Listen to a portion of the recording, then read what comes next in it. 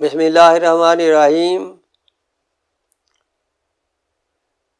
ایک مریض آیا جسے بواسیر تھی اور وجع المقعد یعنی پخانے کی جگہ پہ بڑا شدید درد تھا، بڑا بے چین تھا کہ بڑا درد ہو رہا ہے، بیٹھا ہی نہیں جا رہا مجھ سے۔ تو میں نے کہا ٹھیک ہے آپ کو دیکھتے ہیں۔ میں نے اس کو دیکھا تو اس کی نبض غدی اعصابی تھی، یہ غدی اعصابی مریض تھا۔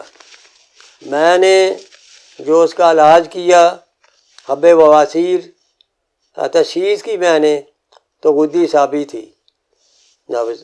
اس کا علاج جو میں نے کیا، حب بواسیر 2 گولی صبح دوپہر شام، اعصابی غدی تریاک 1 گولی صبح دوپہر شام، اکسیر بادیان 2 گولی صبح دوپہر شام۔ غذاؤں میں کدو، ٹنڈے، گھیا توری، مولی، گاجر، شلجم، مونگی کی دال، سردہ گرما، امرود، خبیزہ، پپیتا، ناشپاتی یہ ریکمینڈ کیے۔ اور مسالوں میں بھی کالی مرچ، ہلدی، ادرک، لہسن، دھنیا، زیرہ سفید، نمک ڈلوایا، دیسی گھی ڈلوایا سالن میں۔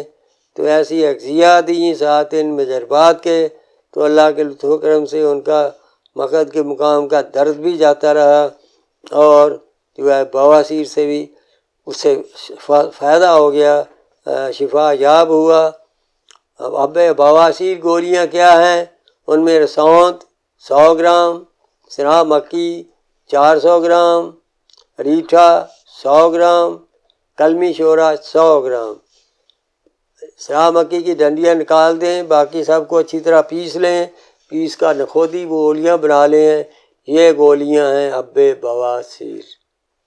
اکسیر بادیان، سونف، ہلدی، ملٹھی تینوں عام وزن گرائنڈ کر لیں اور ملا لیں، اور پھر شہد کی مدد سے نخودی گولیاں بنا لیں، 2 گولی صبح دوپہر شام۔